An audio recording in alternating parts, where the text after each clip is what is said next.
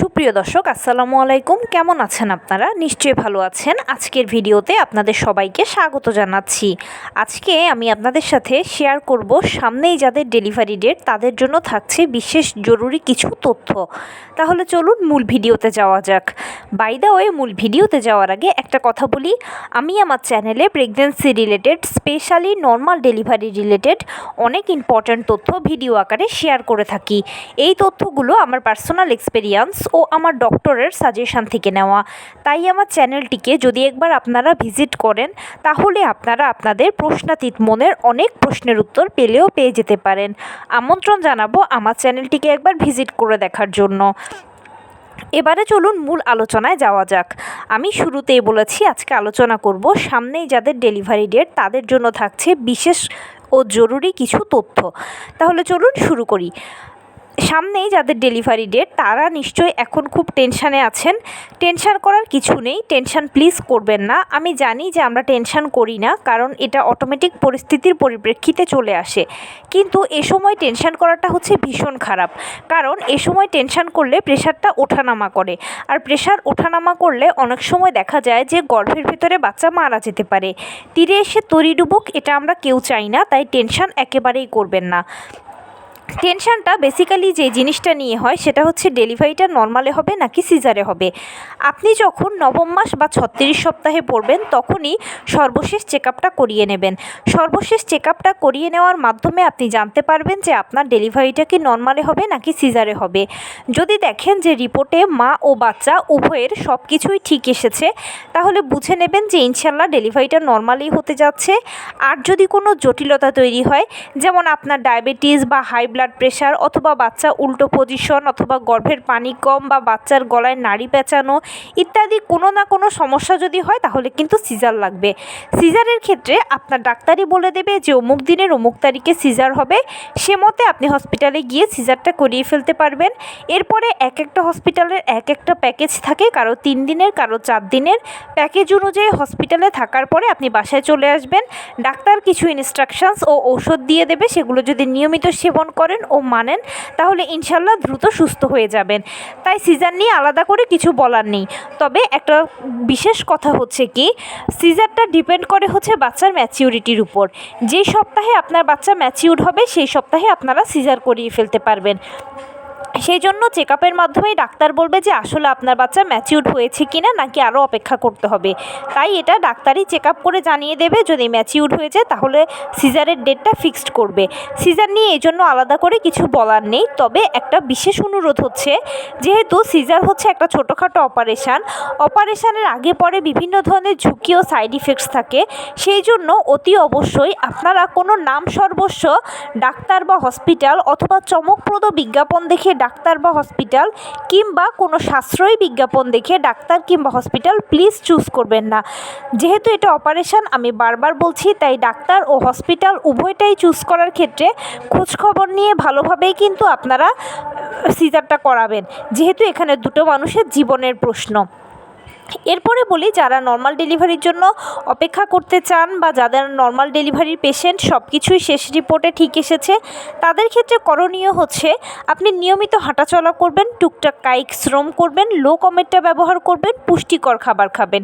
সেই সঙ্গে নিশ্চিত করবেন আপনি সারাদিনে যা যেরকম খাবার খাচ্ছেন সকল ভিটামিন, মিনারেলস, ক্যালসিয়ামগুলো যেন ঘুরে ফিরে আপনার বডিতে যায়, আপনার থেকে বাচ্চা পায়। 12 থেকে 14 গ্লাস পানি পান করবেন। ডাক্তারের দেওয়া আয়রন, ভিটামিন, ক্যালসিয়াম ওষুধগুলো নিয়মিত সেবন করবেন। এভাবে করে আপনারা আপনাদের সময়টাকে পার করবেন। আর আপনি যেই ধর্মের অনুসারী হন না কেন, বেশি বেশি করে উপরওয়ালাকে ডাকবেন। এতে করে একদিকে আপনার ধর্মীয় কাজও হবে, অন্যদিকে মানসিক টেনশনটাও অনেক কম হবে। এ সময় মানসিক টেনশনটা একেবারেই ভালো নয়, বা আপনার মানসিক স্বাস্থ্যটা ভালো রাখাটা সবথেকে বেশি জরুরি। সেই জন্য আপনি বেশি বেশি করে পরিবার পরিজনের সাথে সময় কাটাবেন, বন্ধুবান্ধবের সাথে সময় কাটাবেন, ভালো ভালো বই পড়বেন, ভালো কথা চিন্তা করবেন। একদম কোনো বিষয় নিয়ে টেনশন করবেন না। টেনশন করলে কি হয় সেটা আমি আগেই বলেছি। তাই নিজের মন মানসিকতা ভালো রাখার চেষ্টা করবেন। যে কাজ করলে বা যেভাবে চললে আপনার ভালো লাগবে সেটাই আপনি এই সময়টাতে বেশি বেশি করবেন। আর এই রুটিনটা যদি ফলো করেন তাহলে হবে কি, যে আপনার বডি নিয়মিতই কিন্তু একটা ব্যায়ামের উপরে থাকবে, পুষ্টিকর খাবার পাবে, পানিটা ঠিকঠাক মতো পাবে, এতে করে আপনার অ্যামনিওটিক ফ্লুইডের ব্যালেন্সটা ঠিক থাকবে। আর ডাক্তারের দেওয়া আয়রন, ভিটামিন, ক্যালসিয়াম ওষুধগুলো আপনি যদি খান তাহলে হবে কি যে খাবারের একটা ছোট্টখাটো গ্যাপও যদি থেকে থাকে তাহলে সেটা ফিল আপ হয়ে যাবে। এভাবে করে সময়টাকে পার করবেন, দেখবেন সময়টা অনেক সুন্দরভাবে পার হয়ে যাবে। এবারে বলি, অনেকে আমাকে প্রশ্ন করেন যে আপু আমার ডেট পেরিয়ে গেছে বা পার হচ্ছে। এখানে ডেটের বিষয়টা হচ্ছে কি যে মাথায় রাখবেন, নর্মাল ডেলিভারির ক্ষেত্রে সাধারণত যে চিকিৎসাটা করা হয় বা যেভাবে ডেটের হিসাবগুলো করা হয় সেটা হচ্ছে কি, আপনি প্রথম কনসিভ করার পরে আপনার ডাক্তার আপনাকে যে ইডিডি বা এক্সপেক্টেড ডেলিভারি ডেটটা দিয়ে দেবে, সেটা হচ্ছে আপনার প্রথম ডেট। সেই সম্ভাব্য প্রথম ডেটে যদি আপনার ডেলিভারি হয়ে যায় তাহলে তো ভালো কথা, আর যদি না হয় সেই প্রথম ডেটটা যদি আপনি পার করে ফেলেন তাহলে টেনশনের কিছু নেই।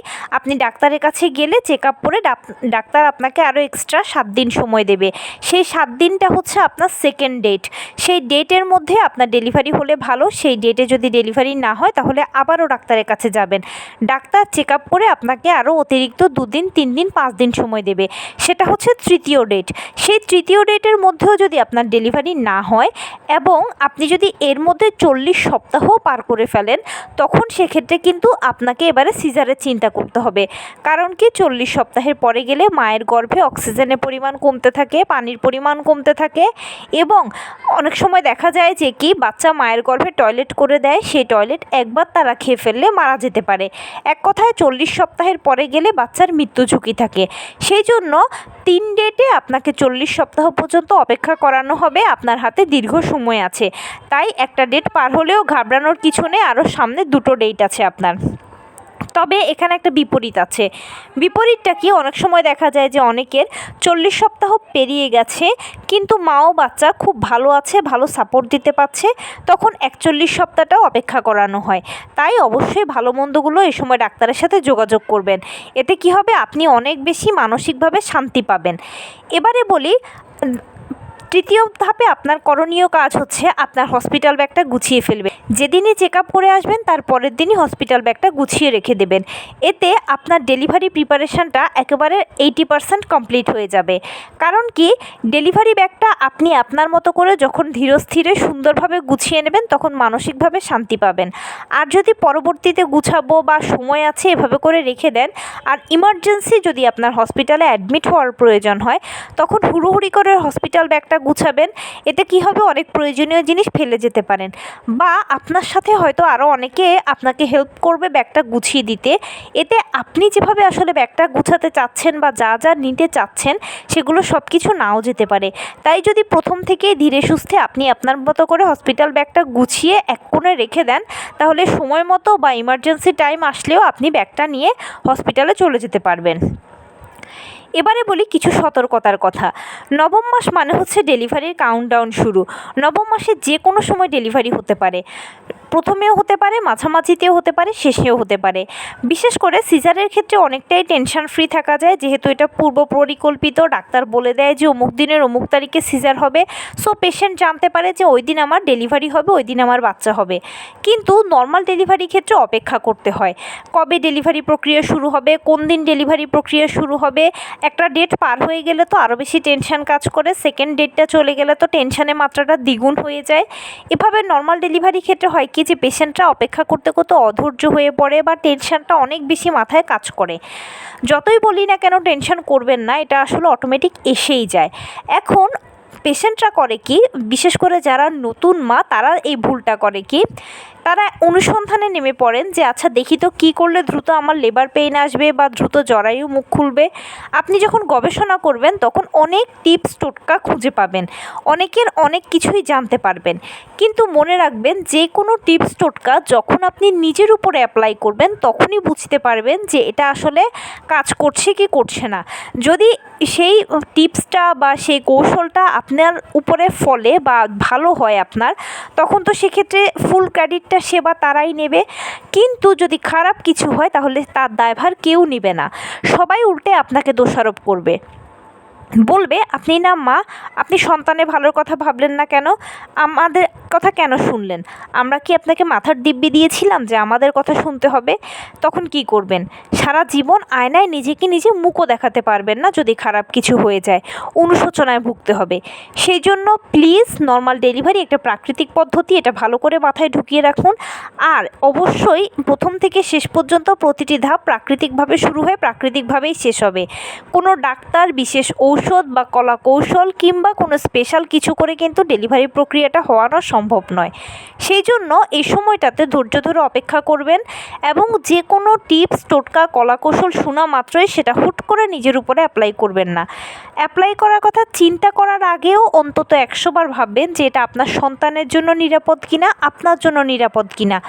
যদি নিরাপদ মনে করেন তাহলে নিজ দায়িত্বে অ্যাপ্লাই করবেন, যেন পরবর্তীতে কাউকে দোষারোপ করতে না হয়। আর যদি আপনার মনটা কিন্তু করে, খচখচ করে, তাহলে পুরোপুরি বাদ দেবেন। আমি শুরুতেই বলে এসেছি নর্মাল ডেলিভারি একটা প্রাকৃতিক পদ্ধতি, এটার জন্য আলাদা করে আপনাকে কিছুই করতে হবে না। আর ভালোর ক্রেডিট সবাই নেবে, মন্দের দায়টা কেউ নেবে না, সব দোষারোপ আপনাকেই করবে। সেই জন্য সবথেকে বুদ্ধিমানের কাজ হচ্ছে ধৈর্য ধরে অপেক্ষা করা, সময়টাকে সময় দেওয়া, সময় নেওয়া। ডেলিভারির ক্ষেত্রে সবচেয়ে ইম্পর্ট্যান্ট হচ্ছে মানসিক প্রস্তুতি। আপনি মানসিকভাবে যত বেশি শক্তপোক্ত থাকতে পারবেন তত বেশি কিন্তু আপনার ডেলিভারি প্রক্রিয়াটা সহজ হবে এবং যে কোনো কিছুতেই সিদ্ধান্ত নিতে গেলে আপনার জন্য অনেক বেশি ইজি হবে। ভালো মন্দগুলো ডাক্তারদের সাথে অবশ্যই নিয়মিত শেয়ার করবেন। কারণ কি, ডাক্তাররা আমার আপনার থেকে অনেক বেশি এক্সপার্ট। ওনারা প্রতিনিয়ত পেশেন্ট ডিল করছে, প্রতি মুহূর্তে ডিল করছে। আপনি প্রথমবার যাচ্ছেন আর ডাক্তাররা প্রতিনিয়ত ডিল করছে। তাই ভালো মন্দগুলো ডাক্তারদের সাথে যোগাযোগ করলে অনেক বেশি টেনশন ফ্রি থাকতে পারবেন। আর যে কোনো বিষয়ে যখন সিদ্ধান্ত নেওয়ার প্রয়োজন হবে তখন ডাক্তারকেই বলবেন যে আপনি আমার জন্য একটা ভালো সিদ্ধান্ত চুজ করে দিন। আরেকটা কথা কি, ডেলিভারিটা নর্মালে হলো না সিজারে হলো সেটা বড় কথা নয়। আপনার সন্তান যেন আপনার কোলে সুস্থভাবে আসে, ডেলিভারির পরে যেন আপনি সুস্থ থাকেন, সেটাই হচ্ছে বড় কথা। অনেকে নর্মাল ডেলিভারি হওয়াটাকে একেবারে ক্রেডিট মনে করে আর সিজারটাকে ডিসক্রেডিটের পর্যায়ে নিয়ে যায়। এগুলো একেবারেই একটা ভ্রান্ত ধারণা। এই প্রথা বা এই ধারণাগুলোকে নিজের মনে একেবারেই জায়গা দেবেন না। নর্মাল ডেলিভারি বা সিজার এগুলো জাস্ট সন্তান জন্মদানের পদ্ধতি মাত্র। ফাইনালি যেন সন্তান সুস্থভাবে আপনার কোলে আসে, আপনি যেন সুস্থ থাকেন, এটাই আপনাদের সবসময় কামনা হবে, প্রার্থনা হবে, চাহিদা হবে। নর্মাল ডেলিভারি বা সিজার কোনোটাকে প্রায়োরিটি দেবেন না। হ্যাঁ, প্রত্যাশা থাকতেই পারে যে ডেলিভারিটা নর্মালে হোক, কিন্তু হতেও যদি না হয় তাহলে আপসেট হয়ে যাওয়ার কিছু নেই। সেভাবেই নিজেকে প্রস্তুত করুন এবং দুই পদ্ধতির জন্যই নিজেকে মানসিকভাবে যদি আপনি প্রস্তুত করেন তাহলে দেখবেন যে ডেলিভারি প্রক্রিয়াটা আপনার কাছে খুব সহজ হয়ে গেছে আর কোনো ভয় আপনার লাগবে না। তো এই ছিল আজকের ভিডিও। কেমন লাগলো বলুন? যদি ভালো লেগে থাকে ও হেল্পফুল হয়ে থাকে তাহলে প্লিজ লাইক, কমেন্ট, শেয়ার করতে একদম ভুলবেন না। আর সেই সাথে আমার চ্যানেলটিকে সাবস্ক্রাইব করার বিনীত অনুরোধ রইল। পাশে থাকা বেল আইকনটি ক্লিক করে দেবেন যেন আমি ভিডিও আপলোড করার সাথে সাথে আপনারা নোটিফিকেশান পেয়ে যান। যদি কোনো প্রশ্ন থাকে কমেন্টসে জানাবেন, আমি রিপ্লাই দেব। প্লাস যদি কোনো পরামর্শ থাকে যে কোন বিষয়ের উপরে ভিডিও বানালে আপনারা উপকৃত হবেন সেটাও জানাবেন। আমি আপনাদের পছন্দের সর্বোচ্চ প্রায়োরিটি দেব। ভালো থাকবেন, সুস্থ থাকবেন। আসসালামু আলাইকুম।